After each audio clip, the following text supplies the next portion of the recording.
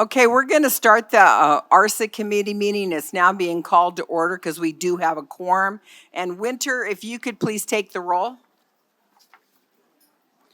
Chair Del Carlo, I'm here. Vice Chair Arascata, Here. Regent Batista, Regent Brown, Present. Regent Fernandez. Present. You do have a quorum. Thank you, Winter. And with that, we will go to, we're going to do the land acknowledgement at the full board meeting. And so we'll go to public comment. For those who would like to call in and offer public comment, please dial 669-444-9171 and enter meeting ID 933-5568-7402. And then the passcode. This is the easy one. 555555. And if you can get through all that, you deserve to be heard. Is there any public comment at GBC? Oh, I see somebody. Yay. Go ahead. You have 2 minutes. So please state your name. Please state your name and spell your last name for us. Oh, I'm the facilitator. There's none at this time here. Oh, I'm laughing because we never have public comment up there. Would you like to say anything? I'm not Thank you. sure. Okay. You tried. I tried. Okay, let's go on. See, I always have a fun meeting. If we can't have fun, we shouldn't be here. Okay, is there any public comment in the Reno System Office? Yes, there is. Thank you, Regent Arascata. Okay, please state your name and spell your last name for us, and you have 2 minutes. Perfect. Thank you. My name is Ryan Abrahamian. My last name spelled as Abrahamian. And yeah, good morning, everyone. I'm really excited to be here. I work for UNR's College of Engineering in our advising center. I'm here today just to make a brief public comment in support of items 5, 6, and 7 that you're considering today, which is requesting approvals of our aerospace engineering programs. The College of Engineering, we're very excited to add undergraduate and graduate programs in aerospace to the list of our other outstanding degree programs. On campus at the university, there's been a really high degree of interest in these programs for many years. The college began working on an aerospace engineering degree in 2017. Our mechanical engineering department chair, Petros Volgaris, came to the university in 2020 to continue the development of these programs, but unfortunately this momentum, it slowed during the pandemic. Even with these setbacks, the college was able to start a minor in aerospace engineering in 2021, so I get to see a lot of those students. As of this week, because we checked the numbers just a couple days ago, we currently have 68 students that have declared this minor in aerospace, and 63 of the 68 have a major in mechanical engineering. In our advising center, we oftentimes have students ask us when our undergraduate and graduate aerospace programs will begin. They do this with us all the time. They ask us almost daily. At our recruitment events, this is one of our top requested programs.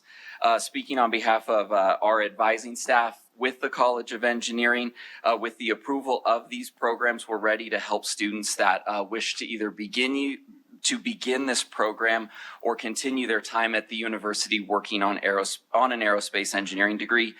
We really have no doubt that this will be a popular program for our student population.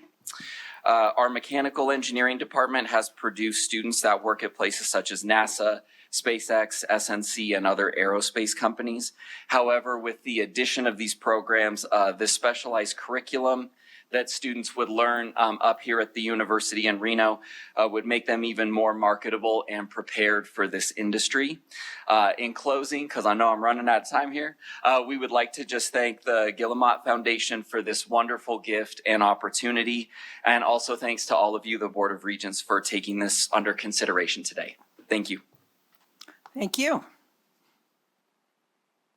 That's all for me now. Okay, thank you, Regent Arascata. And with that, we'll go to right here on the campus of Nevada State University, public comment. And I see our Dawson Deal.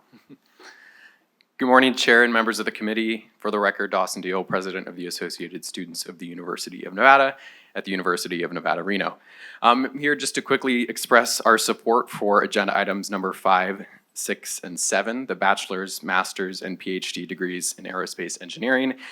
The aerospace program is something that we're often asked about when we bring new students, prospective students, and incoming students to campus. So we're super excited that these programs now have potential to be implemented, as well as the agenda item number 8, the Doctor of Physical Therapy. Many of our public health students that study kinesiology are seeking a Doctor of Physical Therapy program and may not always be willing or able to come down to UNLV for that program. So this will certainly help with accessibility to this program and degree in the North. And then also agenda item number 9, the Masters in Arts in Strategic Public Relations and Advertising. These programs will certainly improve the academic breadth of our university and improve the scope of programs available to our students, and we urge your support. Thank you very much. Thank you. And seeing no other public comment, we will now go on to item number 2. We have 5 consent items, and does anybody on the committee want to pull out anything on consent? Okay, seeing none, then I'll entertain a motion to approve all 5 consent items. I'm sorry, Chair, we need to go to the phones. Oh, I'm sorry, I forgot all about, it didn't say that in here, did it? Oh, okay, to the phones. Do we have anybody on the phone? There's still a caller with the number ending in 5015. Oh, Please press *6 to unmute, state and spell your name for the record, and you have 3 minutes to address the ARSA committee.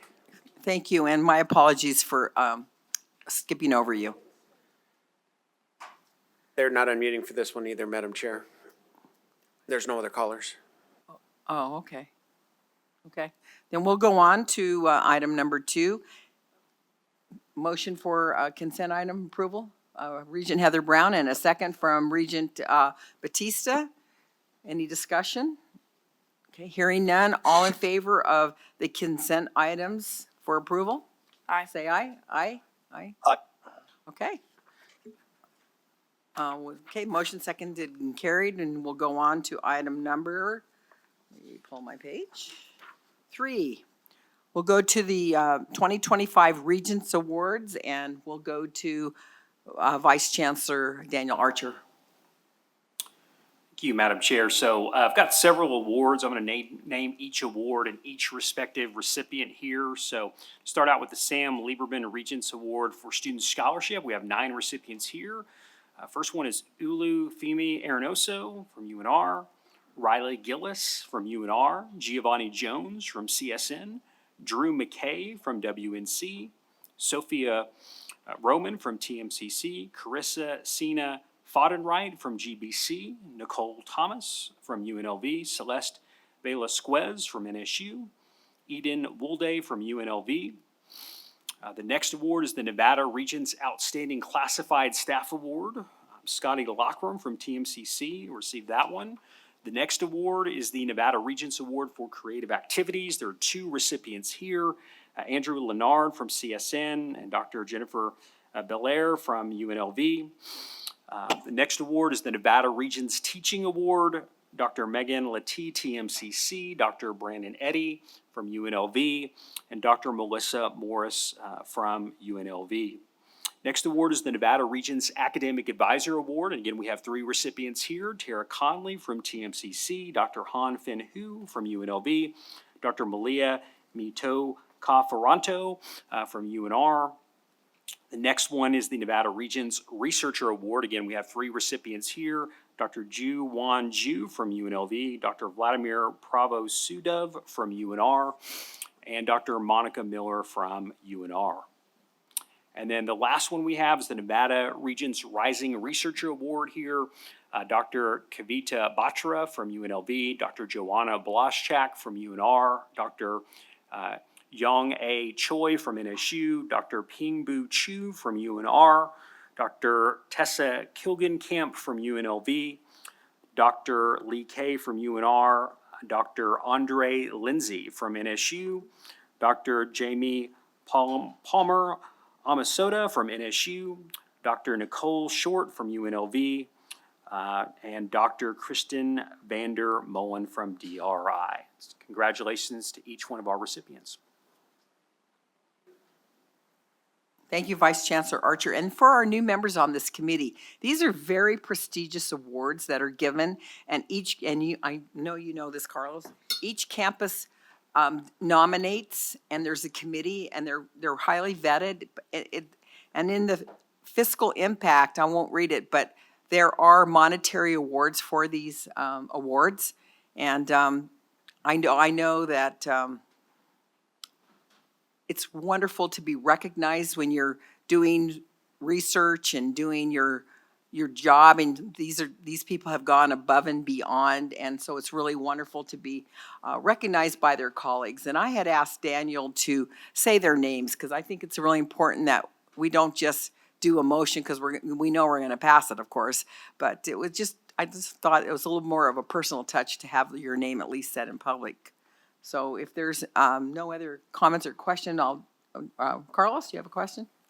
No, Chair, if I may make a quick comment here. Sure. Carlos Fernandez for the record. I just wanted to actually particularly give a shout out to Nicole Thomas, first of all, for receiving the Sam Lieberman Regents Award. Sam was an incredible regent and really gave a lot of service in himself to this board, and was happy to be able to know him and know that there's the scholarship dedicated to this. But just for the record, just a specific shout out to Nicole. I've known her for a very long time, and I've seen her really transition through her career into the place she is today. So though I'm equally impressed by all these different candidates and those that are going to be recognized here, I think having worked within student government at the undergraduate level, GPSA at the graduate level, and really shaking things up, it's great to see her be recognized. So I just wanted to put that on the record. I appreciate it. Well, thank you. I'll entertain a motion for approval. I'd like to move to approve the nominations for the 2025 Regent Awards. Thank you, Regent Brown, and a second Second. from Regent Fernandez. All in favor of passing the 2025 Regent Awards as presented, please say aye. Aye. Aye. Aye. Motion seconded and carried, and we'll go on now to item number 4, UNLV Organizational Unit Proposal, UNLV Practice. And with that, we have Dr. Corrigan, I believe. Is it Corrigan? Kate Corrigan. There we go. I think I missed a name in the middle. No, Kate Corrigan's just fine. Okay. Hi, Chair Del Carlo. Good morning. Vice Chair Arascata, Regents, Chancellor Charlton, Vice Chancellor Archer. It's good to be here with you today. I am Kate Corrigan. I am the Senior Vice Provost for Academic Affairs at UNLV. And I know you like to have a fun committee meeting. I have something that is a feel-good proposal. So we are here today asking respectfully for your support of the UNLV Practice Institute of Mental and Behavioral Health. The UNLV Practice stands for Partnership for Research, Assessment, Counseling, Therapy, and Innovative Clinical Education. And the UNLV Practice is here today asking to be recognized as an institute. Now, as you know, sadly, Nevada ranks at or near the bottom in the country for overall access to mental and behavioral health services. And this is due to a variety of complex reasons, not least of which is underdeveloped infrastructure, lack of health professionals, and a lack of cohesion between training institutes and programs and different service providers around the state. At UNLV, we have several academic programs that are long-standing and well-established that train mental health and behavioral health professionals to support our community. But the UNLV Academic Health Center is increasingly taking shape, and we have recognized a need, a more formal mechanism, if you will, to represent and sort of unify amplify the voice of UNLV's mental health training programs. And so the vision to do that is really creating the practice as an institute. So we propose that the UNLV Practice Institute of Mental and Behavioral Health will be established as a charter to strategically unite and to coordinate UNLV's mental and behavioral health programs, and that this will help to address Nevada's mental health crisis and reach our highest capacity in interprofessional mental health training, services to the community, research in these critical fields, workforce development, and policy. And so let me just share a few important and I think salient facts with you. So the practice has already existed for quite some time, in fact since 2012, as a community-facing mental health training center out of UNLV. It has been housed in the College of Liberal Arts and the College of Education. And in this capacity, the practice is training and graduating approximately 30 graduate student professionals every year and serving more than 500 children and adults in the Las Vegas area, as well as Elko and Humboldt counties. So the impact has been great in the first 13 years, but we feel like transitioning to an institute is an opportunity to expand the impact of the practice on both the training side to graduate more professionals in these important fields and in terms of services provided to the community. And so in 2023, the practice undertook a strategic planning process with key stakeholders at UNLV and in the community, and they crafted a 5-year plan with creating this institute as a cornerstone for that vision. I will simply add that in addition to the 2 colleges who are already working with the practice, Liberal Arts and Education, the institute will bring on the School of Medicine as well as the Greenspan College of Urban Affairs, and we will have academic programs and faculty from educational psychology, the Department of Psychology, couples and family therapy, social work, and public policy and leadership, all participating in the Institute. So we ask for your support today. Happy to answer any questions. Thank you so much. Any questions from members of the committee? Regent Brown. Regent Brown for the record. First, I want to share that I've had an opportunity to visit the practice. Last year I was in Leadership Las Vegas and they hosted us and I was just completely blown away. I mean, just being able to identify the numbers in the briefing material, over 500 adults and children have been seen through the clinic. You train 30 grad students. Like, this isn't just community facing, it's also academic teaching. And I think, you know, what you just outlined in the strategic plan, it's listed here, the 6 goals. You know, being able to, you know, expand this reach, but also take a more academic role. And I do know that I was gonna message the Dean Kahn to ask. A couple months ago in December, he announced the unification. What is that called? I'm so sorry. The Academic Health Center? Thank you. Yes. And I'm assuming that this is a part of all of that. Absolutely, yes. And, you know, I'd be remiss if I didn't also acknowledge Dr. Michelle Paul, who's with us here today. She is not only the executive director and founder of the practice, she is our assistant vice president for mental and behavioral health training, and she works very closely with Dr. Kahn and our other colleagues in the health sciences. And so this institute really pulls those academic programs together, includes the School of Medicine, and really makes mental and behavioral health a cornerstone of our academic health center. I think that's so wonderful because we've heard it here, we hear it in, you know, spread out throughout the community, and we echo it here, right? We have a healthcare system in Southern Nevada that is not adequate for the amount of residents we have. We currently have 2.4 million people. We have a healthcare system that would serve a population of 1.4 million. Yep. So there's a delta there. And by 2042, we're gonna have 3 million people in Southern Nevada, according to CBER at UNLV. So I think this is, and I think we rank like, what, 49th in the country of mental health services? Yeah. So I think this is, 1, a no-brainer, but 2, just to be so forward-thinking and wanting to grow this footprint. I think we saw after the pandemic, after the shooting on campus, that mental health services were something that we absolutely had to invest in. And immediately after the shooting, UNLV did just that. And so I think that I will absolutely be supporting this, and I think this is just something that is so necessary. And I know the director is, I think she's here. Hi. And just absolutely wonderful. I love everything that's happening here, and I just, and the fact that you already have a partnership with the Liberal Arts College, Education College, but then realizing that social workers and urban affairs, and then even the School of Medicine, and not having silos is something that is so crucial to actually being successful. And the fact that you guys are being so proactive, and I appreciate sharing the strategic plan, because it's nice to see that this isn't just something that was thought about, and we just need to happen. You actually have a plan for implementation, how it's going to actually be effective, and we're gonna make a difference in people's lives. And so this to me is just one of these things this is one of the good things that we get to celebrate when we have incredible staff, faculty, students, everybody who wants to make our community better. And this is just a prime example of how we NSHE, but UNLV specifically as the largest institution in Southern Nevada, is genuinely providing a community service plus. So thank you. Thank you so much. Anybody else? I couldn't agree more with my colleague, Regent Brown. I love seeing how UNLV is so good about collaborating with different departments and making things multidisciplinary. That's so valuable, so valuable.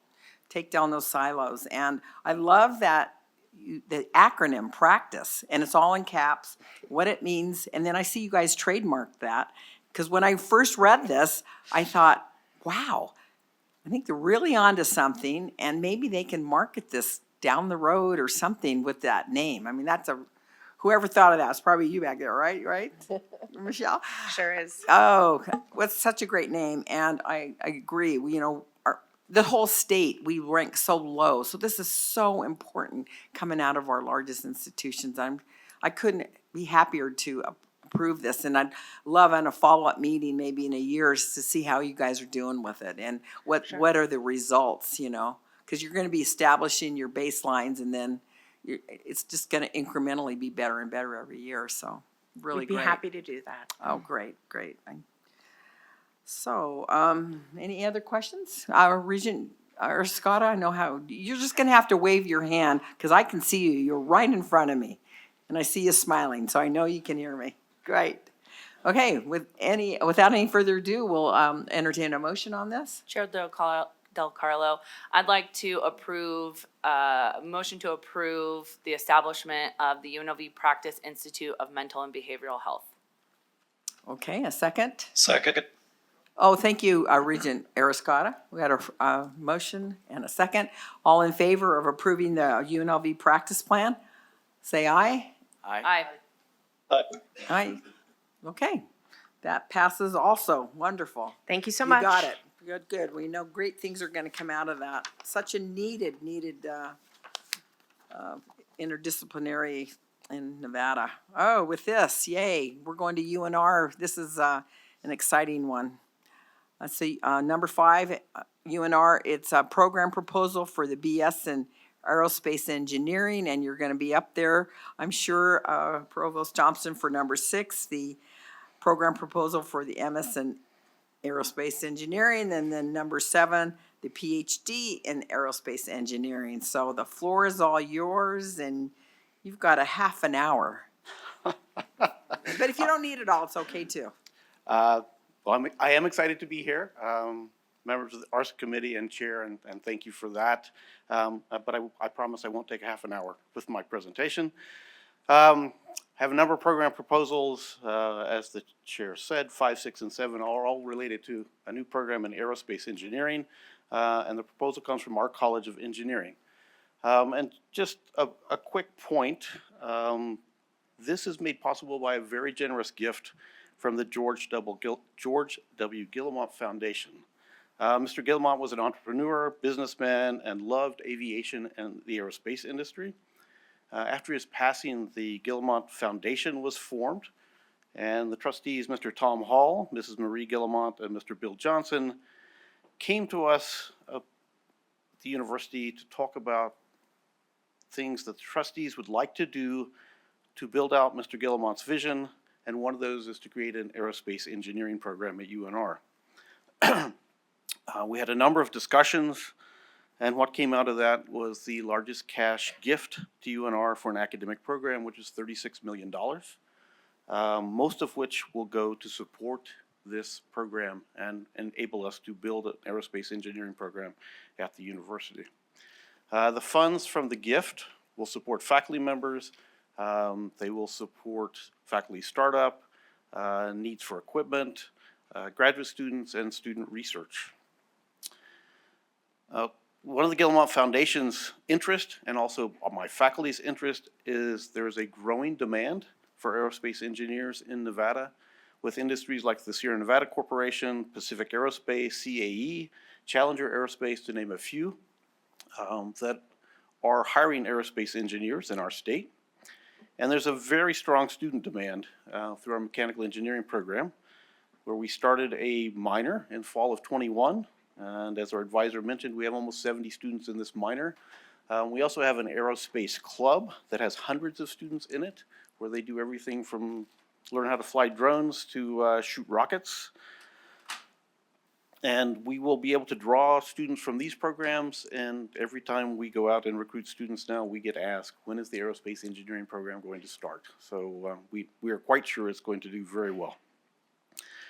So for the BS program, the Master's and PhD, but particularly the BS program, we will seek accreditation from the Accreditation Board for Engineering and Technology, or ABET. ABET approval comes after you graduate your first student. So we will ask for notification and then go through the process for ABET approval. So we're seeking your approval to offer a bachelor's degree, also a master's and PhD in aerospace engineering, and I would be happy to answer any questions you might have. Does any member of the committee have a question? Regent Brown.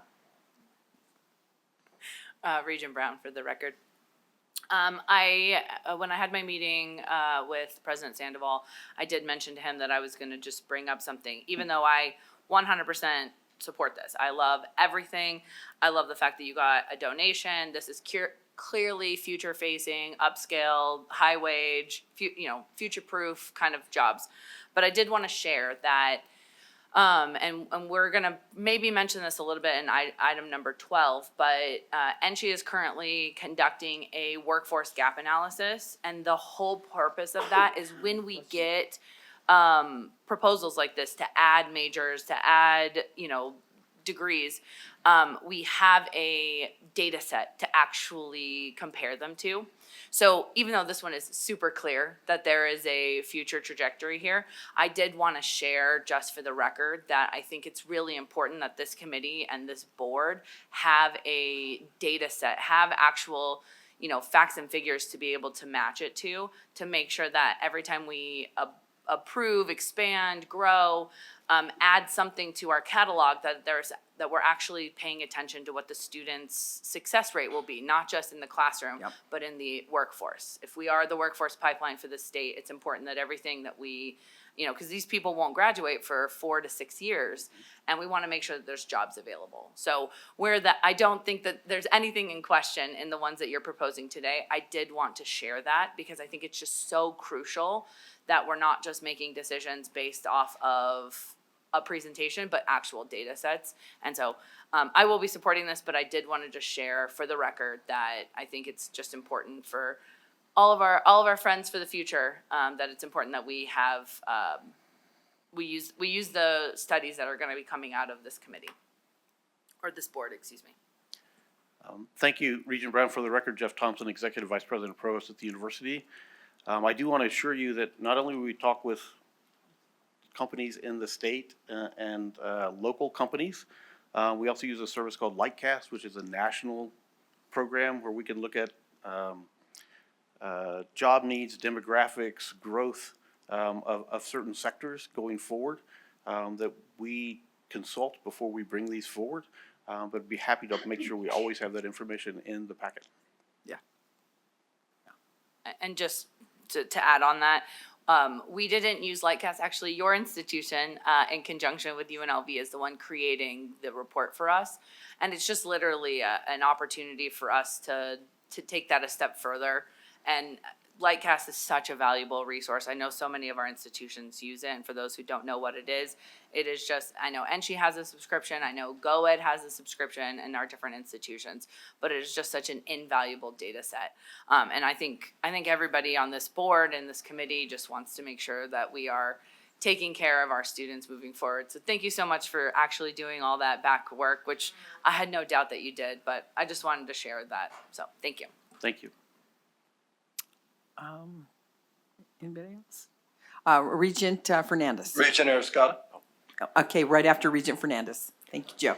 Oh, thank you so much for this presentation. I just wanted to really highlight and compliment the fact that there's a lot of intentionality behind this, right?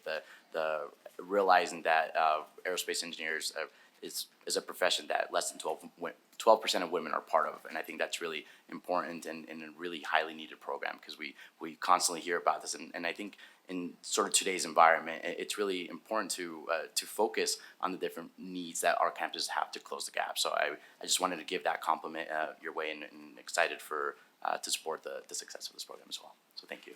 Thank you. Go ahead, Regent Arascata. Thank you, Madam Chair. Provost Thompson, thank you for this opportunity. So with agenda item number 5, one of the items I was noticing is, well, let me start over. One of the huge compliments I'd like to provide you on the bottom of page 12 is the curriculum of 128 total credits. Something that you all, this is a new program. Thanks to the Gilliman Foundation, this is big time. But continue on page 17 is the projected head count. I really applaud the tenacity for the first fall semester. If I'm seeing this, is it a 60 student head count for that first fall semester? Regent Arascata, I do not have that in front of me, but that is what I remember, that it's about 60 for the first fall semester. Thank you. And then incrementally it climbs by 15 each semester. Comparatively speaking with our peer institutes, is this proposed size of the first cohort too aggressive, or is this a desired taste for this program? Regent Arascata, Jeff Thompson, Executive Vice President, Provost, for the record. We are very excited about this program, and we've tried to temper our excitement a bit. But at all of our recruiting events at the fall, this is the #1 request we get at the university. When is the aerospace engineering program going to start? So we do think it's going to be heavily subscribed. I do expect also there'll be a significant number of students who are in mechanical engineering that will also change their degrees, which will not increase our headcount, but I'm not concerned that we will have problems filling seats in aerospace engineering. And as you... Wonderful to hear. And you talked about comparators, and that's I think for a program that will initially be small in terms of faculty, I think will be significant size. I mean, there are some aerospace engineering programs at very large public research institutions that, have 40 or 50 faculty members. I don't expect we're ever going to be that size, but I do think this will be a significant part of our College of Engineering's enrollment. Wonderful. I applaud the confidence. One of the highlights, the relationship the University of Nevada has displayed throughout this proposal is the willingness for the University of Nevada, Reno to work with campuses to succeed in aerospace engineering. That was with the user guide beginning on page 27. I really 100% support this entire proposal, and I look forward to its success. Thank you, Provost Thompson. Thank you. Well, thank you, Regent Arascata. I noticed those numbers too, and I was talking to Myrtle Gotham before the meeting, and he was just telling me that, he's been on the campus quite a long time, that there's been this demand he said, for 10 years. So I really feel like you have really done your research, and you've kind of had to wait because we know money and resources are so limited, and I just want to publicly thank Mr. Gumad, who's up in heaven watching us today, and his foundation. And I know I had met with Tom Hall on this, and I had no idea at the time I met with Tom, who is the executor of the estate, that this was so far along. Because I'm thinking, oh my gosh, we're 3-4 years out, and I only met with him last summer. So this is wonderful. I mean, and this is what philanthropy to me is all about. People that have done well in life, they have a passion project that they can leave their legacy to. And he's definitely leaving a legacy. And for those of you from the South that don't know Sierra Nevada Corporation, it's up in Reno. It was founded by UNR graduates, and they are huge part of NASA. You probably know way more than I do, but they're an amazing success story by immigrants that came over. So it's all part of this aerospace program, and we're going to have internships right there in Reno. So exciting. Any other comments? I'm very, very excited about this program too. Okay. Since it's so similar, 5, 6, and 7, I'm going to put together as one motion, and I checked with legal counsel to make sure we could do that, and there's no problem doing it. So I will accept a motion from someone for items number 5, 6, and 7. Motion for approval. Oh, thank you. Would it be, well, Go ahead. I have a question before Are we that. doing all? Would he need to give a presentation on 6 and 7 before we move to approve? Chair, Jimmy Martinez for the record. That's what I was just gonna suggest before, have the presentations move forward. Okay. All simultaneously and then take the vote after the presentation so the committee has all the Good info. point. Thank you. So Provost Thompson, item number 6. So item number 6, and I will be much shorter because most of the introduction is exactly the same. For master's degrees in aerospace engineering, this will come out of our faculty research expertise, where the areas where we will have concentrations in our master's degrees. We will be looking to serve students who have undergraduate degrees in aerospace or related disciplines who would like to move into aerospace engineering. And also be looking to serve people who are employed, who would like to further their careers by receiving master's degrees in aerospace engineering. The coursework is defined and set, the basic coursework. Of course, the thesis projects will be something that come out of faculty research and faculty expertise. Masters and PhDs are not accredited by ABET, so we will not be seeking accreditation for these programs. And with that, I'd be happy to answer questions. Any questions on the master's program in aerospace engineering? Hearing none, we'll go to item number 7 for the PhD in aerospace engineering. Sorry, I should have introduced myself and gone through the whole thing again. Thank you, Chair. Jeff Thompson, Executive Vice President and Provost at the University of Nevada, Reno. For the record, our proposal is for a PhD in aerospace engineering. The PhD will be a exploratory degree for students who want to reach a level of investigation and sophistication in their research prowess, and have a PhD that they can use either for going into academia or into the workforce, so that they can conduct research. These will be, again, students who have either engineering degrees or closely related degrees who want to pursue a PhD that will be based on research projects that will be tied to faculty members in the College of Engineering. And I would be happy to answer any questions you might have. Does the committee have any questions on the PhD aerospace engineering program? Hearing none, I think I can now go to this combined motion to combine items 5, 6, and 7. And do I have a motion? Chair, I'd like to approve UNR's program proposal for BS, MS, and PhD in aerospace engineering. Thank you, Regent Brown. Do we have a second? Second. Second from Regent Arascata. Is there any further discussion? Hearing none, all in favor of the BS, MS, and PhD program in aerospace engineering at UNR. Please say aye. Aye. Aye. Any opposed? It's unanimous. Thank you so much. And you may just stay right there because you're the next item. Let me turn my page. Okay, this one's a really good one too. UNR Program Proposal, Doctor of Physical Therapy, a DPT. Thank you, Chair and members of the ARSA Committee. Jeff Thompson, for the record, Executive Vice President Provost at the University of Nevada, Reno. This request comes out of our School of Public Health and is a request to initiate a Doctor of Physical Therapy program at the University of Nevada, Reno. We're very fortunate that UNLV has an excellent program in physical therapy, which results in a DPT. Unfortunately, in our state, and as in many cases, we do not have enough healthcare providers. Nevada, Northern Nevada, rural Nevada have a dearth of physical therapists based on Lightcast and our research with national organizations. Nevada currently has a shortage of 350 licensed physical therapists just to bring us to the national average of number of physical therapists per citizens of the state. And of course, we are a growing state that is only going to get worse.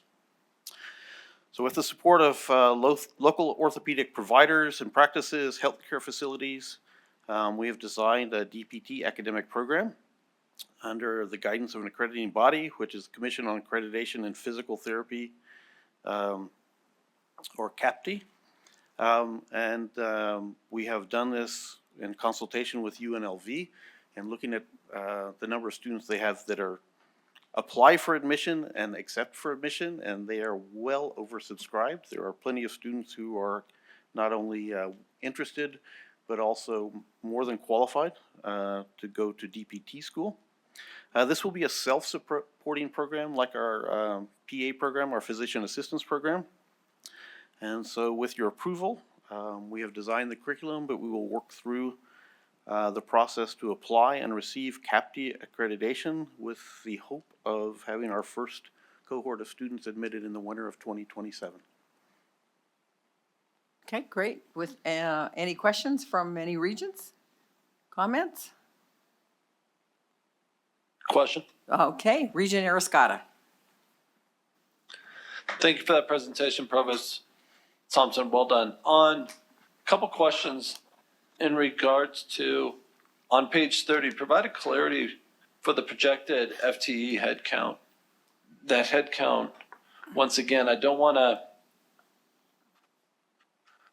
to be aggressive, but not overly aggressive. But if we can get a breakdown of that headcount, I'd appreciate it.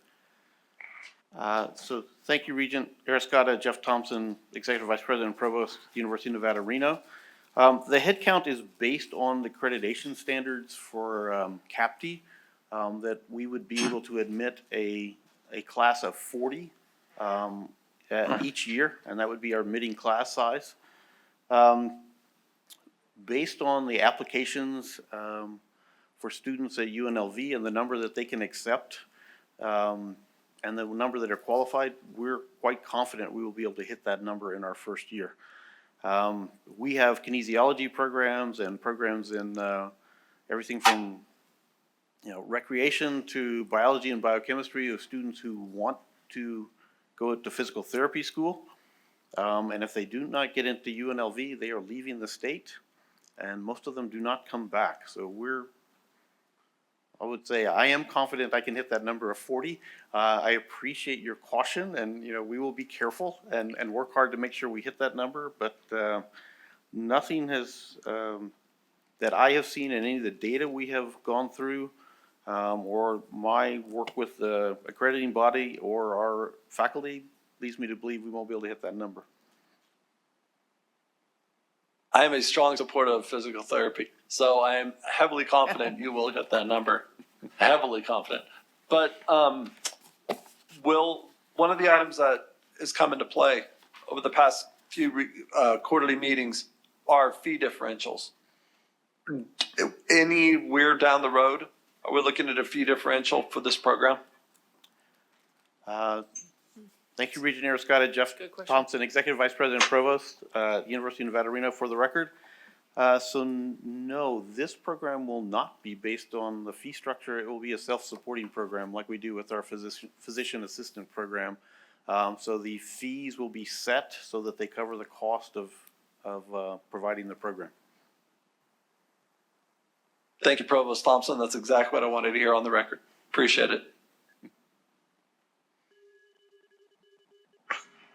Madam Chair, may I make a motion for approval?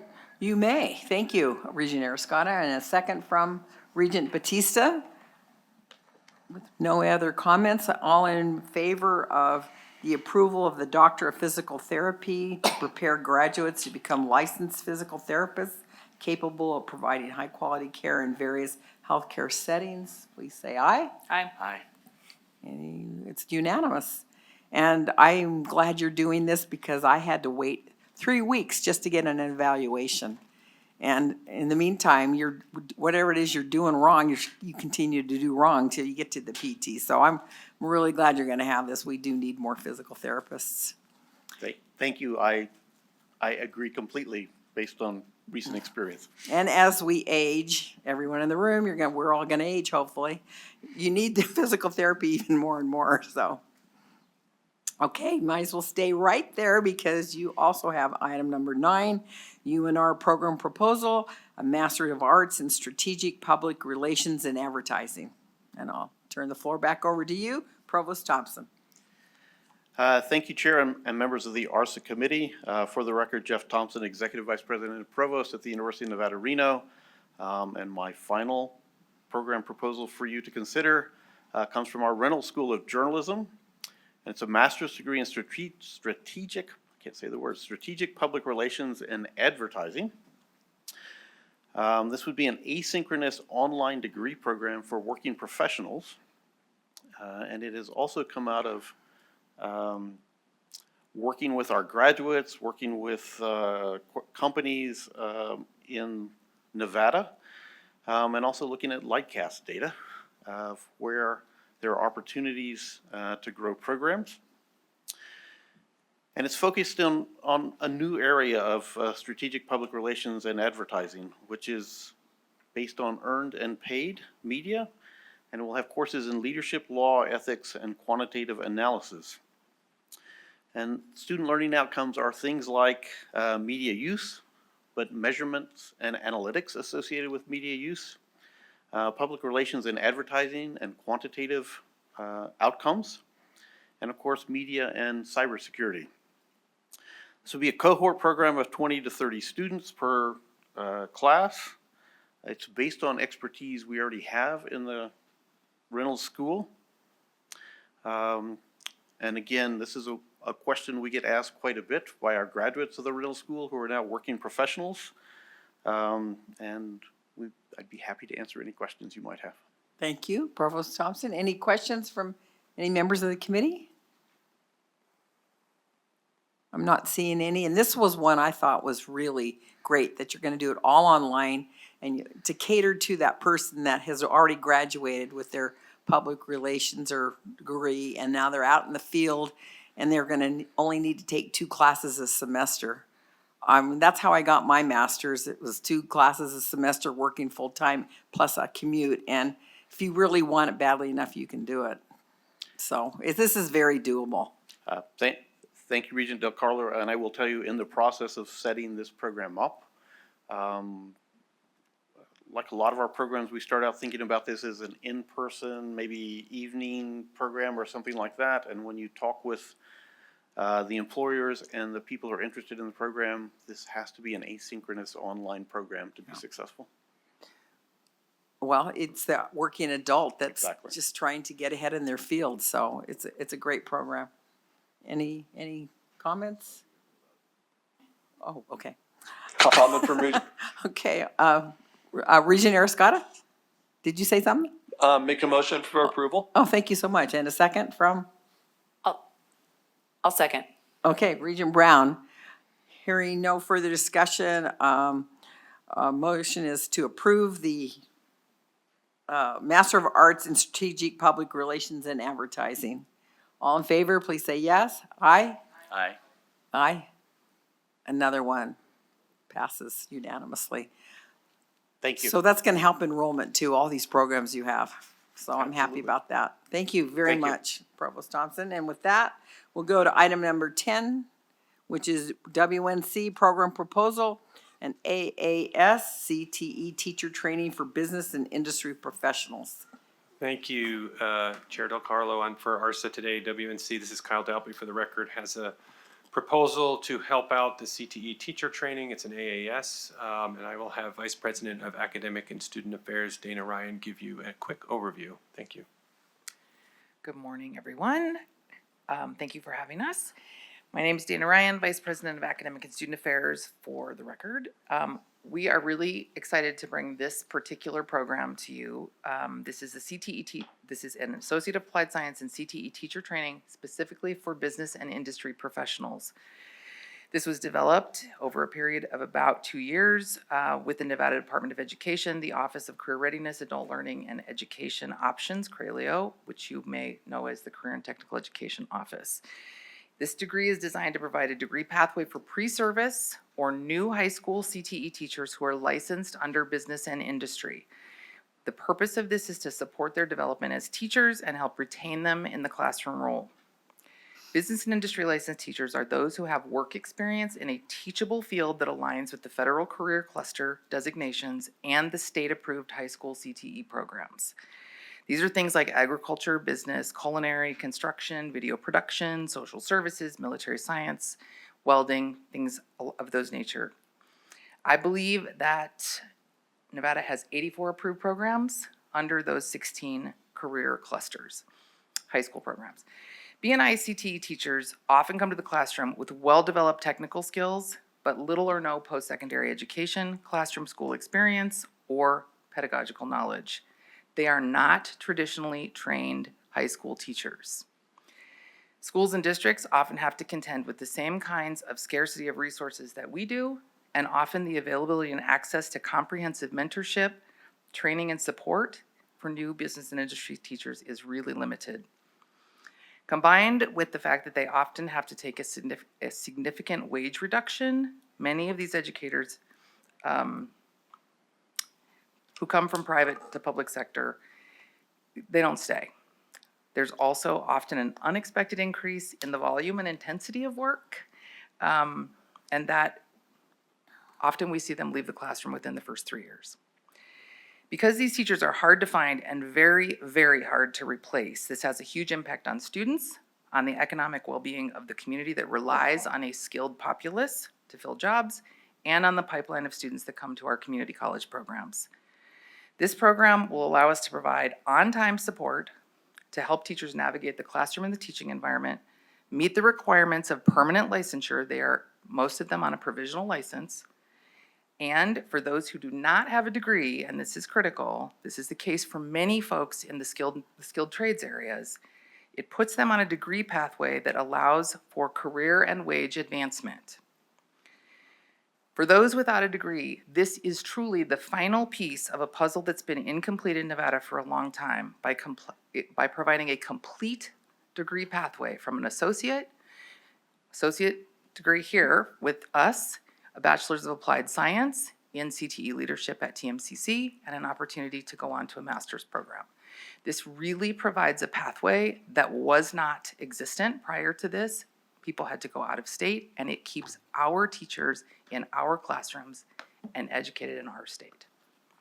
So, happy to answer any questions. Okay, thank you. Very interesting. Question from Regent Brown. Thank you so much, Regent Brown, for the record. So I'm really happy that in point 5, you talk about the other related programs within NSHE. Because from the workforce committee, we're talking about that obviously we're going to bring in new programs, but they have to have some kind of systematic approach, something that can be unified and consistent across the system. So I'm happy that you kind of already highlighted this, and it actually sounds like you guys are taking it a step further. So meaning like you're going to expand the program and encompass more of the training. So I'm saying that to say, I can't wait, because I'm hoping that we can adopt this across the system and improve upon the things that you've already highlighted here. Because I do think, when we talked about it, and a lot of people on this committee, and it feeds into this committee, right? We don't want to do one-off things at one institution that don't translate. We are a system. And so taking that approach and being methodical when we are thinking through this. Some of the things that I wrote down was just the fact that, like,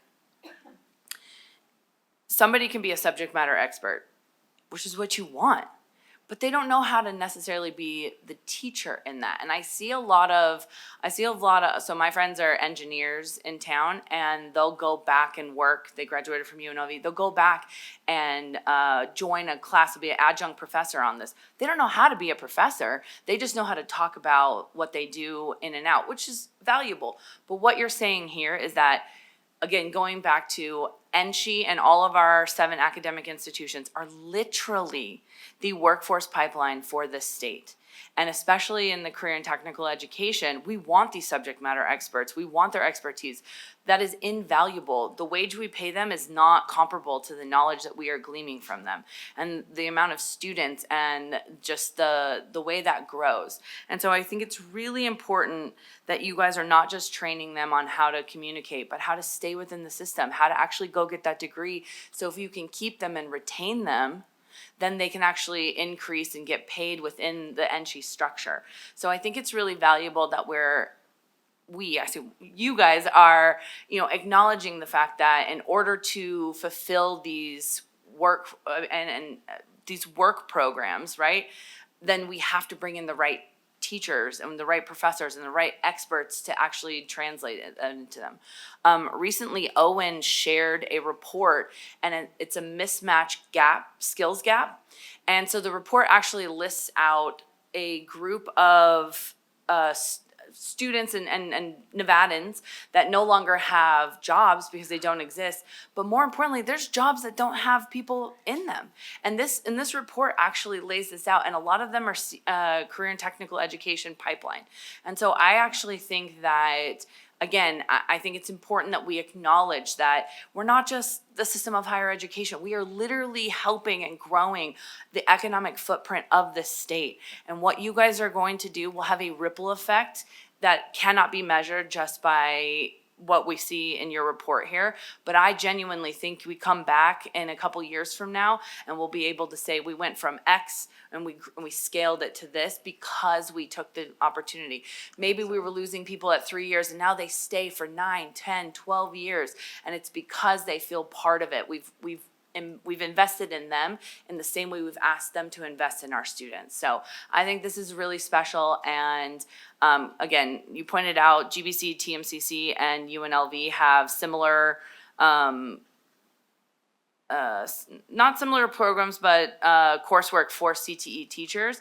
And I actually think that once this is implemented and we can prove that it's success, I'd like to revisit this so we can actually work with, and I know President Dalpy has a great relationship with the other community college presidents, and I think this is just something that we could see implemented across our system, and we'll use you guys as our flagship.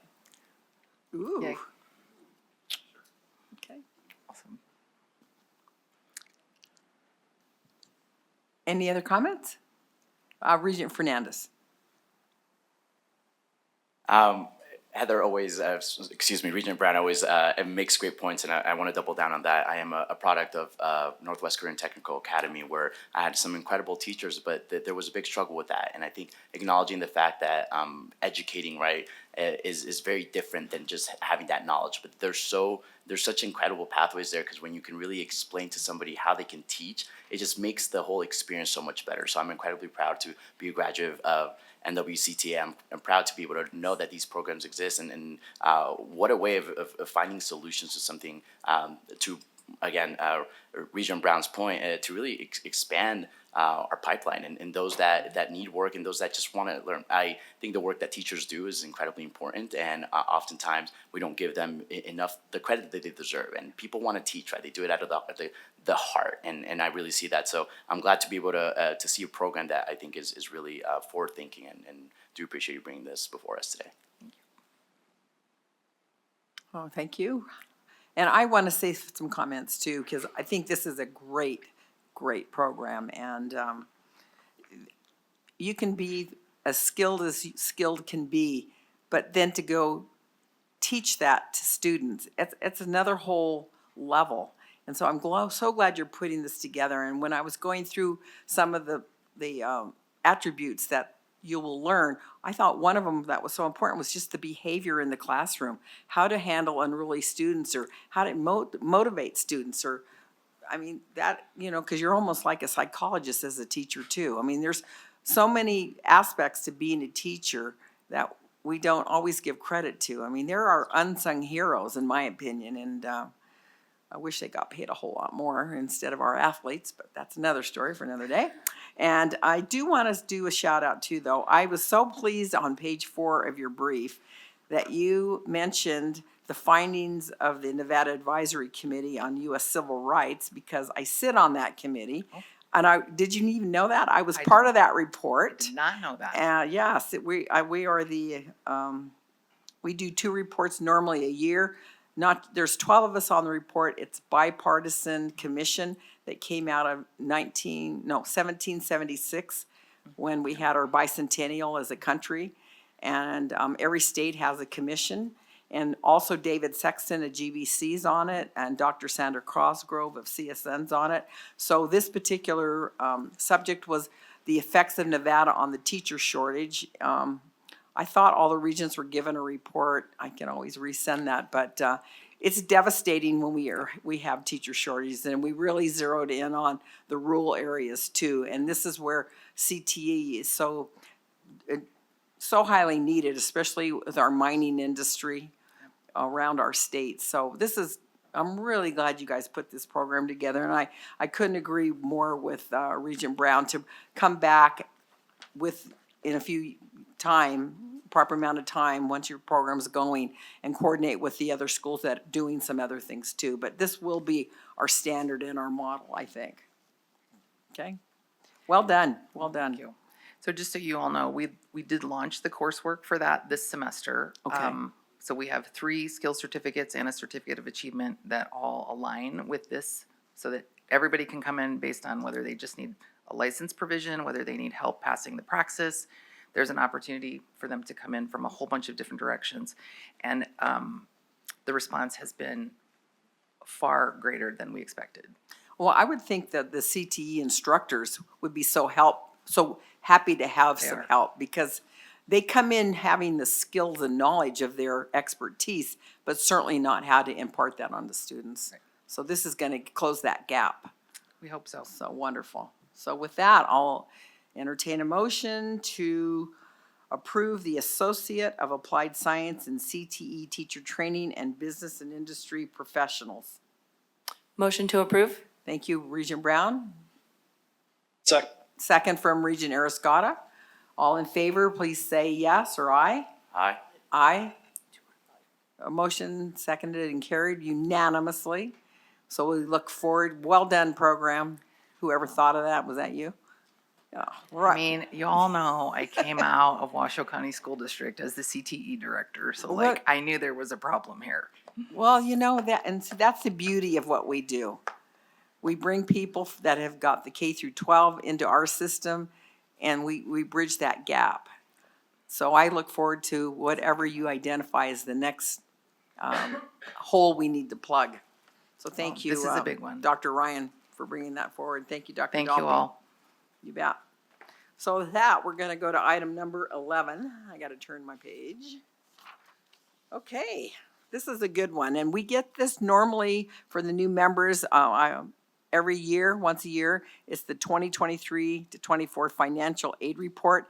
This is an information-only item, but really pay close attention, because it's just the numbers are astounding on how many students get financial aid and from the different sources, and we're lucky we have that, because I think our schools would be empty if we didn't have financial aid. Yes. So. All right, good afternoon. I'm Ashley Salisbury, Director of Student Affairs, for the record. I'd like to thank you, Chair Del Carlo, and members of the committee for the opportunity to talk about financial aid today. Is that working? Which one is it? The big one? There it goes. Okay. So we provide this report annually for many reasons. One important reason being that financial aid supports students in their pursuit of higher education, and no student should be denied a college education due to financial barriers. Financial aid provides opportunities for access and success to our students here in Nevada. And while this report fulfills board requirements, it also gives us an opportunity to talk about financial aid in Nevada and compare that to the national landscape. So let's look ahead and talk about the 23-24 financial aid across all NSHE institutions. Over $728 million were dispersed to well over 65,000 students. This money that goes directly to students' ability to afford their college education, including direct and indirect costs associated with their education. As a financial aid professional, it's reassuring to me that the work our colleagues do in the financial aid offices will not go unnoticed. And as you can see, over the last 5 years, there's been an 11.7% increase in financial aid dispersed to our NSHE students. We do see a slight dip during the 2021 year due to challenges that COVID brought to higher education, but that trend has continued to increase since then.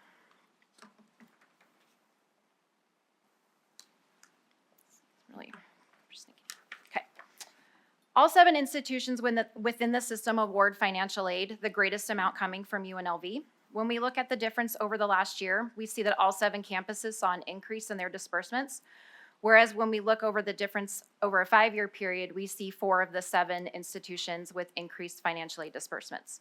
Our hope is moving forward that we'll see all 7 institutions with an increase over a 5-year period. So overall, I'm happy to share that not only do we see a 6.6 increase over the last year, but a significant 11.7% increase over the last 5 years. Looking at NSHE student characteristics, here you can see a snapshot of the diversity among our institutions. If we specifically look at the bottom 2 rows, here we see the proportion of historically minoritized aid recipients versus the overall historically minoritized student populations at each institution. What's encouraging to see here is how similar, if not higher, these percentages are at each institution. And this speaks volumes about the equity and accessibility of financial aid to our students and that they are receiving financial aid at a similar rate of enrollment at each institution. Much like the previous slide, what we see here are similarities in the proportions of financial aid recipients registered with the DRC versus enrolled students registered with the DRC. Having previously worked in a financial aid office, I know firsthand how closely the Disability Resource Center and financial aid offices work together to ensure students are aware of all resources available to them. And the Disability Resource Centers across all institutions in Nevada do a wonderful job communicating with their students to make sure they apply for financial aid and take advantage of all opportunities available. Moving forward, let's look at the average annual Pell Grant disbursements for 23-24. Over the last 5 years, we see an overall trend upwards. As the maximum Pell Grant amount has increased over the years, so has the average disbursement amount. Over 31,000 students within the NSHE system received a Pell Grant totaling $146.4 million across all of NSHE. And the average award for NSHE students in 23-24 was $4,580. There are many reasons why a student would not receive a maximum award. They would need the highest financial need as determined by their FAFSA, as well as enroll as a full-time student. If a student enrolls less than full-time, then their Pell Grant is then prorated to match their enrollment level. And when we compare our average Pell Grant award, NSHE is just slightly under the national average award. I'm very pleased to share the figures for NSHE's total loan disbursements. What we see here is an overall decrease from the last 5 years of 6.9% in the usage of federal and non-federal loans, including a slight decrease from the prior year. This decrease within NSHE also aligns with a continued decrease at the national level for the 13th consecutive year. And while there is a negative connotation, the usage of student loans can be beneficial as it provides financial relief while pursuing higher education. It can help begin the process of credit building. There's fixed interest rates, and some will argue that loans are an investment within themselves for the future. So when used responsibly, student loans can positively impact the futures of our students. But as we see a decrease in loan disbursements, that tells me other types of aid, such as grants and scholarships, are becoming more accessible to our students, creating less of a financial burden after graduation. Our NSHE financial aid offices do provide many opportunities for students to receive loan counseling as well as financial literacy information, setting them up for success post-graduation. Financial aid does not just include federal programs, but also state-supported programs. And as you can see, the total dollars awarded from Nevada's 6 state-supported programs totals $154.7 million, reaching to well over 65,000 students. The largest state-supported program is the Regents Higher Education Opportunity Award, totaling $83.5 million. This program is mostly funded by registration fees set aside and paid by students as approved by the board, reaching to over 50% of the students receiving some type of state-supported financial aid program. The second largest state-supported program is the Governor Gwynn Millennium Scholarship, totaling just over $38 million and reaching to over 23,000 students statewide. So as I mentioned previously, not only are there federal financial aid programs, but also state-supported financial aid programs, and within those programs, there are various categories to note. The first two being grants and scholarships. The two can be similar in some ways, but the differences being that grants are generally need-based and are not paid back, whereas many scholarships are merit-based, may require financial need, but are also not required to be paid back. And student loans fall into both the need and non-need based types and must be paid back after graduation. And there are limited opportunities for deferment or forgiveness if a student meets qualifications post-graduation. Work study, on the other hand, is quite different from the previous categories as the program does not directly pay for student course fees. This is a program that can either be need or non-need based that funds a portion of a paycheck a student earns while working in college. This award, however, is still accounted for as a part of the student's financial aid package. So I want to look at the breakdown of the financial aid by category. Loans continue to hold the largest portion at 35.1%. However, this is a decrease from 5 years ago when it held 42% of all categories. This continues to demonstrate the decrease in loans and the increase in other financial aid categories. You can see on the screen here the various aid programs and what sources of financial aid they derive from. The primary sources of financial aid are federal, which will require a valid FAFSA application, state, institutional, and private, which may or may not require a FAFSA or an independent application. Federal sources continue to dominate the world of financial aid, although it is interesting to note that the percentage of federal aid has declined significantly from 2014-15, when it represented 71% of all financial aid. Nationally, federal programs are also the primary source of financial aid, remaining stagnant at 55% from the prior year. As the percentage of federal sources decrease, this means state and institutional sources have increased, and that is due to the addition of alternative financial aid programs, including but not limited to the Millennium Scholarship, Nevada Promise Scholarship, and Silver State Opportunity Grant. So the continued support of these programs and investing in our Nevada students have decreased the reliance on federal programs. There are two types of financial aid. There are need-based and non-need-based awards. You may have already heard me mention those. Listed, you will see which type each award falls into. What you may also notice is there are several awards that cross over into each category, and depending which type the award falls into, that will determine the method of awarding for each student by the financial aid office. What you see here is a historical listing of the last 10 years of need-based versus non-need-based awards. From 2014-15 through 2021, the percentage of need-based aid steadily decreases, which can be attributed to fewer student loans, which are need-based, being borrowed, and an increase in the utilization of non-need-based scholarships, such as the Millennium Scholarship as an example. In recent years, it seems as though we are seeing some stabilization between the two types of financial aid. I quickly want to share information that is used to determine a student's cost of attendance. Students not only incur direct costs from their institutions, but also indirect costs, which include things like room and board, transportation, and personal expenses, which are all important and necessary to continue their education.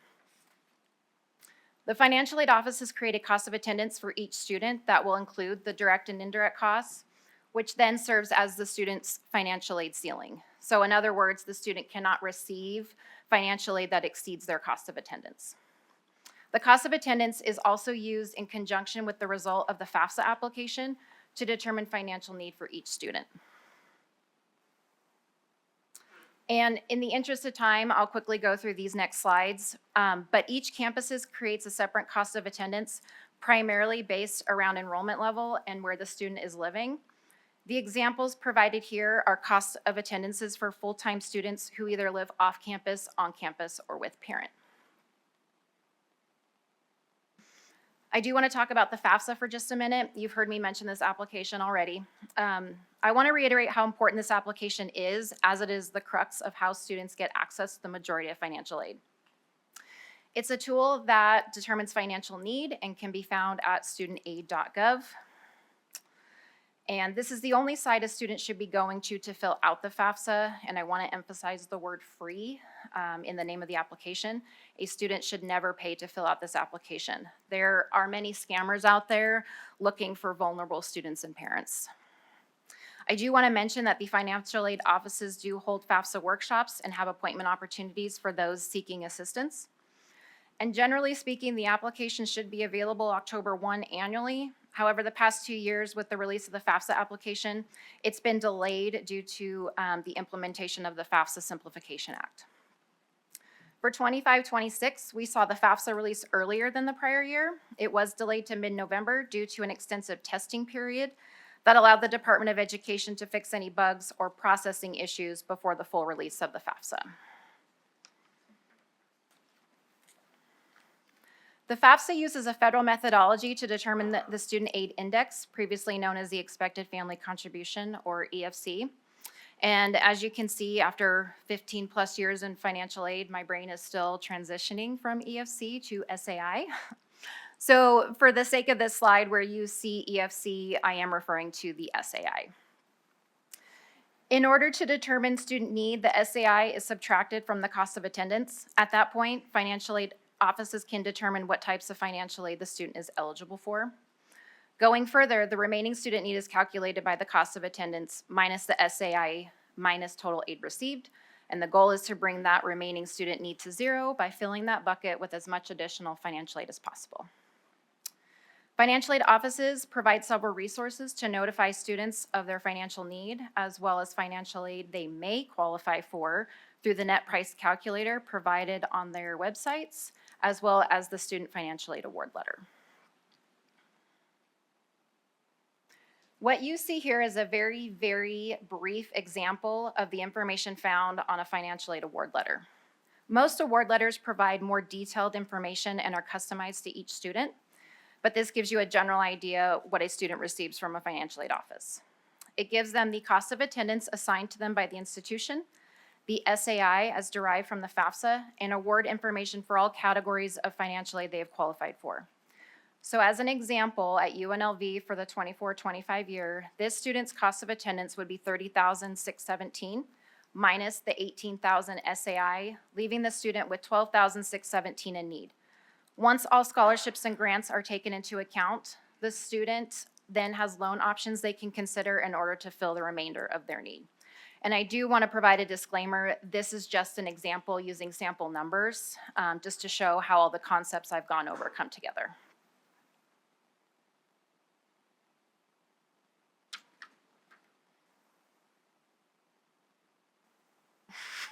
There it goes.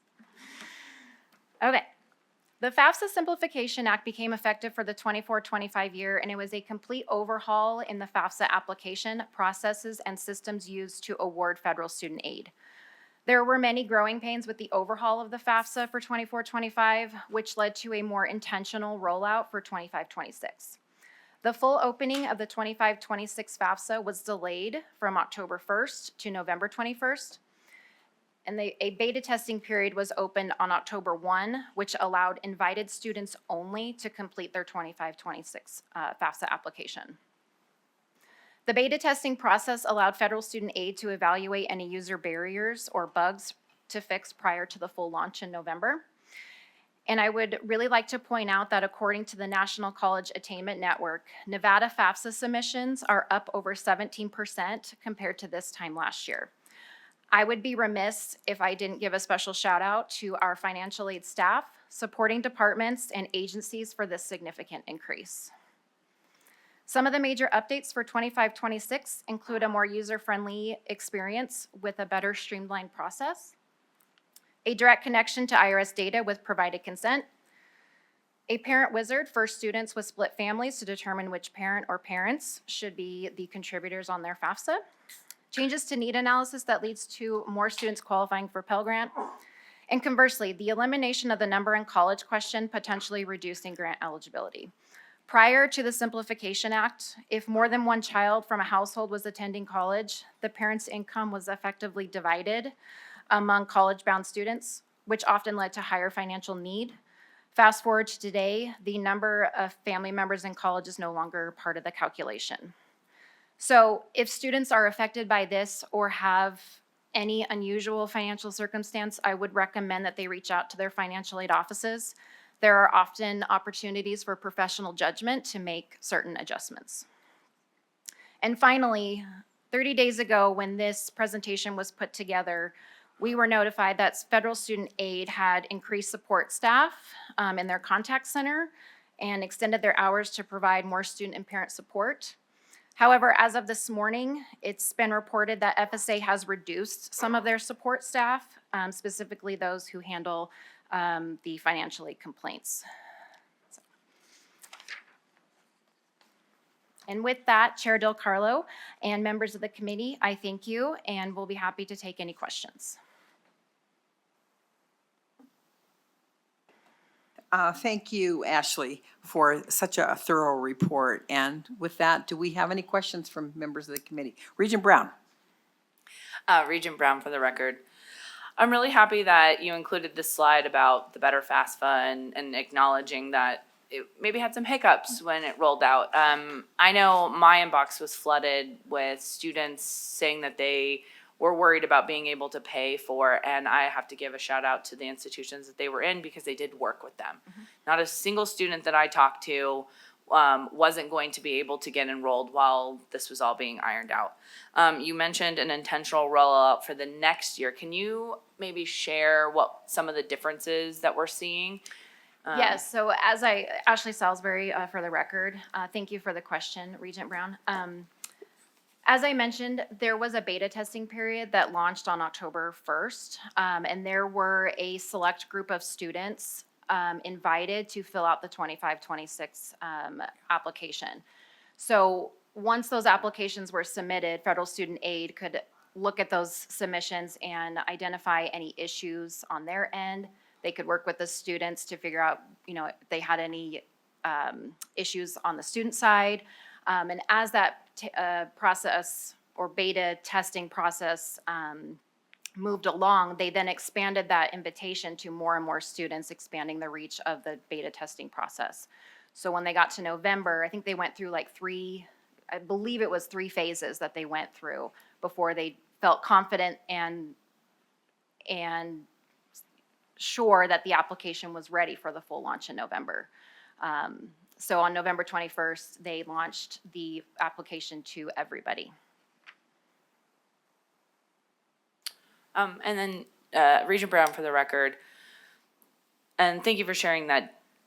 Do we think that we're going to see some of the same problems, or do we feel confident that this new rollout is going to kind of alleviate some of the hiccups that people were seeing? They were seeing that their applications weren't being processed and that it wasn't, showing up in the same way, and their financial aid was significantly decreased unexpectedly, and then they couldn't, they didn't know how to pay for college. I know, Ashley Salisbury for the record, I know from talking to some of the colleagues that the experience has been much better for 25-26. They're not encountering as many user barriers as they had the prior year. I can't speak for 26-27, but as of right now, the experience has been a lot smoother than it was the first year of the FAFSA Simplification Act. Wonderful. Well, that's optimistic. I know government doesn't always move at the speed of business.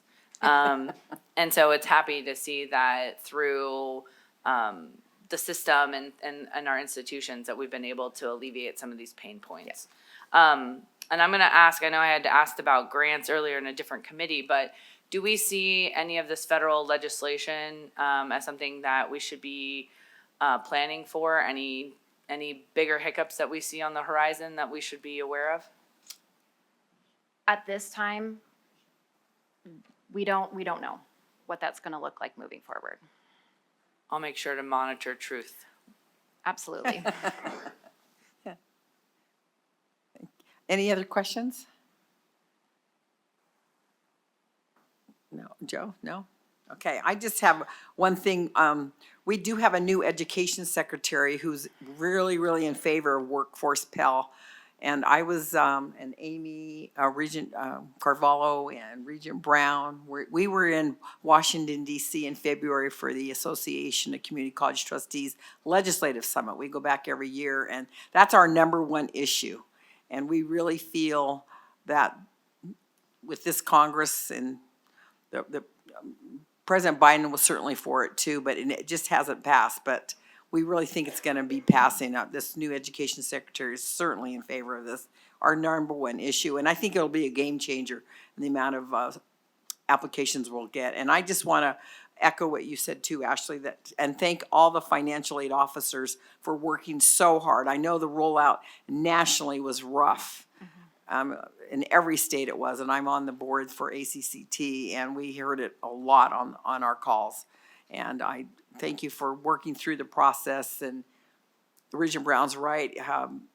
Government doesn't move at the speed of business, and the beta testing I think could have been beta tested a little longer, but we're behind that now. And the fact that we're up, you said 17% on FAFSA aid in Nevada is a testament to where we are right now. So that's a great increase. Yep. So thank you. And I have a question for our Chief of Staff, Carrie. I know under Board PAC, we were able to take this report and put it in the library. We have a new it's kind of on board? Is that on board? Will we be able to put this report into that also? Yes, you will. There is a resource library, and Okay. Winter and I are working on building that for you. Okay, all. great. Right, because I use that. We have a resource library, and this is the kind of report, it's a once-a-year report, especially for new regents, that you can go in and look at when you're like, writing a speech for a presentation you're going to give. You want to know that Nevada gets $628 million or $728 million in financial aid. I mean, it just helps. Yep. So thank you very much. And with that, we'll go to, I'm sorry? Do you mind? That was the information only item. Oh, no, I know. I have another question. Okay, So- one I'm more so sorry. question. I'm so sorry. That's all right. When Regent Brown, for the record, when Chair Del Carlo was speaking, something came to my mind. With the increase of 17% year over year filling out FAFSA, I seem to recall speaking with one of our presidents or provost academic officers, something about our campuses running programs that encourage, and they've seen like something at 100, it's like there's certain, I'm not being articulate right now, but I feel like there's something happening on our campuses that are encouraging this FAFSA and that they've seen participation. I mostly just highlight the good work happening, right? I just didn't know if you had any specific examples, because it's coming to my brain, I'm missing details. Ashley Salisbury for the record. It may be the Nevada FAFSA challenge. That might be, yes. So we are currently running a competition right now among high schools within Nevada. The competition will end on March 31st. They had to sign up to be a participant in our FAFSA completion initiative in order to be part of the competition. But yes, the high school, once we get all the data after March 31st, we will assess the FAFSA completion, and the high school with the highest percentage completion of the year-over-year increase will win a cash prize. That's great. Thank you so much. Yes, that is exactly what I was convoluting in my brain. But yes, I think this is so wonderful. And to all the students, I'm sure you're watching our meeting. They better. I do hope that our teachers and principals and the trustees, our counterparts at CCSD and across the state are encouraging their schools to take advantage of that, because that's really special. I'm glad you guys are rewarding good behavior, but also it's just good for them. So amazing. Thank you. That was worth coming back to you for. I like the reward aspect of it too. So thank you very much for a very thorough presentation. Thank you. And with that, we'll go to our last agenda item, which is credit for prior learning, and we'll give this to Vice Chancellor for Daniel Archer. And we did have this presentation in Workforce. This is a great presentation. We're waiting to cue the PowerPoint. There we go. Thank you very much. So, Daniel Archer, Vice Chancellor for Academic and Student Affairs. So, I'm here to talk about our Credit for Prior Learning Action Plan here. And this came up at the strategic plan presentation in January that was presented to the full board. It's in the strategic plan document as well. So this is really kind of the start of our strategic plan in action. So that's kind of exciting. Very important to acknowledge, kind of build on what Regent Del Carlo noted, that this is sort of a workforce and an ARSA issue here because it really falls sort of in both buckets here. So we're going to bring our work and our policy work and initiative work really through sort of both committees here. And as we dive into this, I want to start on a really positive note. Again, just recognize that we're not really starting from scratch and doing this work. We have a really strong foundation from which to build upon. And that foundation is based on our common course numbering system. There we go.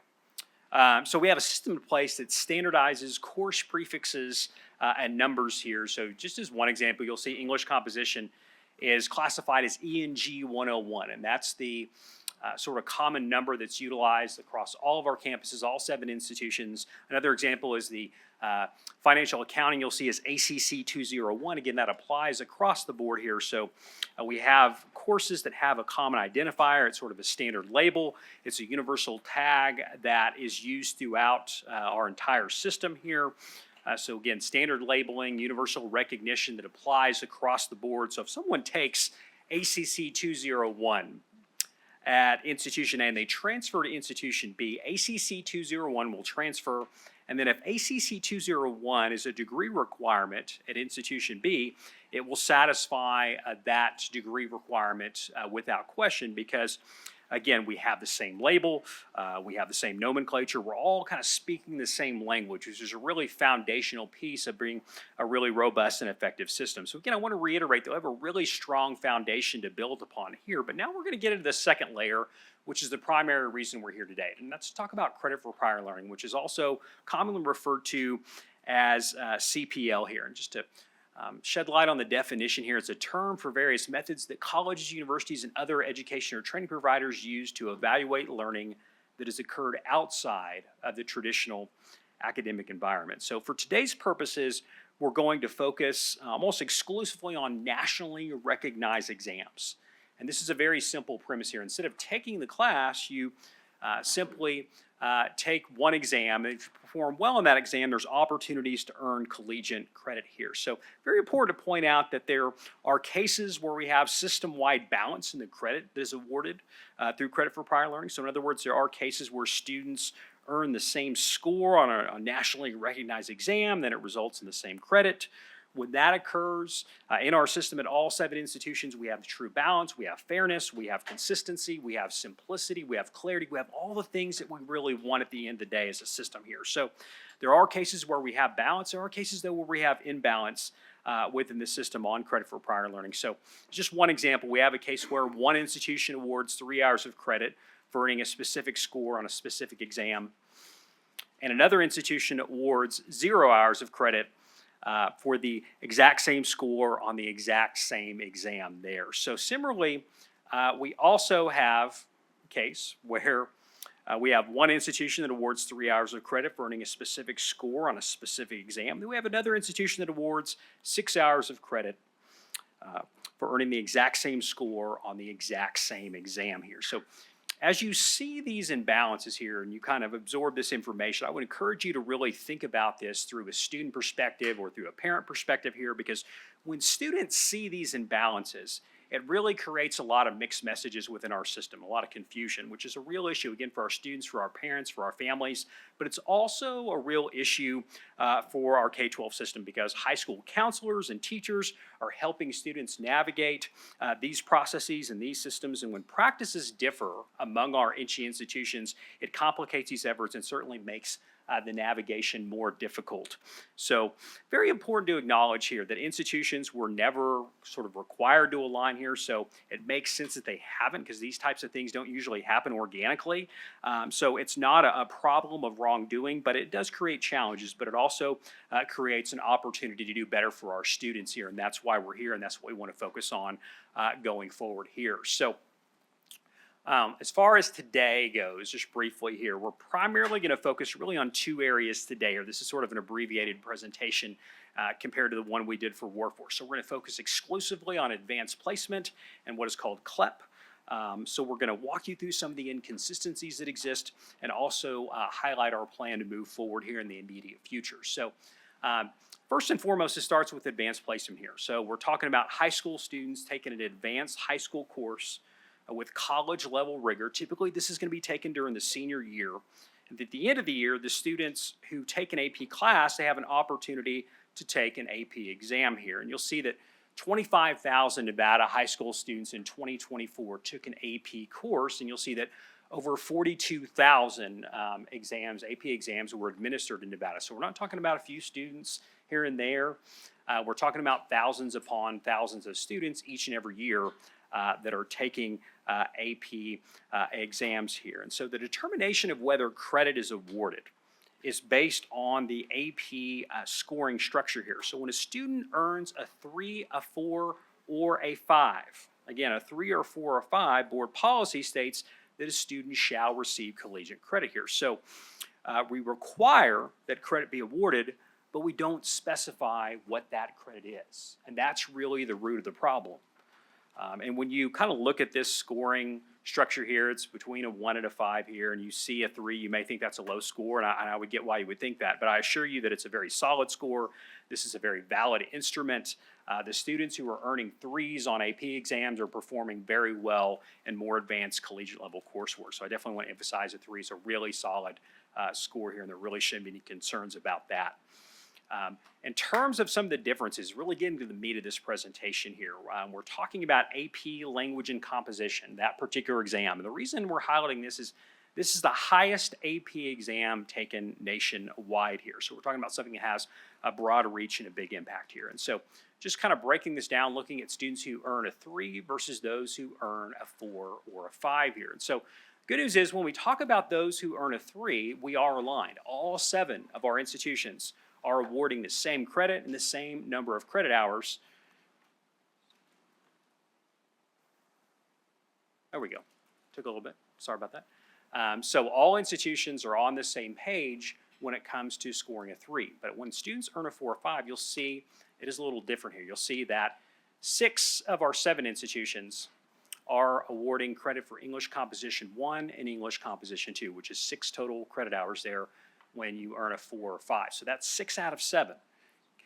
However, there is one institution that is left here, and this particular institution only awards the English Composition 1. So even if someone earns a 5, which is really sort of a superior score, they're only earning 3 hours of credit here. So we have some incongruities here, and I talked to an AP English teacher at one of the high schools here in the Valley over the summer, and she kind of described there's a running joke among a lot of the AP teachers that NSHE is sort of a moving target here. And I think that's a fair analysis. It's really hard for me to defend when we're a system, when we have these kind of differences here. So I think that's a fair analysis because we're one system, but we have 2 different credit possibilities for the exact same result here. We're not aligned, obviously, here. So I think it's also worth looking at this from an affordability lens. Because think about this, if you're the student or you're the parent, and you have a 5, and you're only going to get credit for English Composition 1. You're going to have to take English Composition 2, and that means over $1,000, just over $1,000 in tuition and fees. And that adds up, regardless of what income level you come from here. So I think it's also important to look at things from an affordability standpoint here. So at the end of the day, we have these common numbered courses that work when students take them in the classroom, but we don't consistently award the same credit based on AP performance here. And then just want to briefly touch on CLEP here, the college level examination program, very similar to AP. We're talking about a nationally recognized exam. The main difference is that CLEP exams are not tied to a high school course. These exams are really open to anyone. They can be taken in the test centers at our NSHE institutions. There's not a prescribed requisite score and policy for awarding credit. However, there's a national norm that a score of 50 or more leads to collegiate level credit. So just to break down an example in our system of this. There we go. Okay, so we've got an example here of someone taking accounting. They've earned principles of accounting. They've earned a 50 or higher. So in terms of how that breaks down in our system, we're going to get there. My go-go gadget is not working. There we go. Okay, so we have one institution that is awarding 2 accounting courses, financial accounting and managerial accounting. Then we have 2 institutions that are awarding credit for financial accounting, which is 3 hours. And then we have one institution that is awarding general elective credit. And then that leaves 3 institutions, and then we have 3 institutions that are awarding no credit at all. So again, one system, one exam, 4 different credit outputs for the same result here. So if you're looking at this through a parent lens or a student lens, the goalposts are literally moving from institution to institution here. So in terms of how we move forward with this here, we are working on policy revisions right now. We have some sort of dated language in there. So we're updating that. We have some restrictive policies that really impede innovation. We have a policy that states that you cannot accept more than 16 semester credits from non-traditional sources, which is an unnecessary restriction that certainly impedes opportunities for students who have credit for prior learning experiences. So that's something we're working on revising right now. We also need to map out our process for establishing system-wide credit for prior learning. Here will involve faculty coming together to review credit for prior learning and issue recommendations about system-wide credit here. So we're working on that policy right now, and we plan to share that with stakeholders here in the very near future.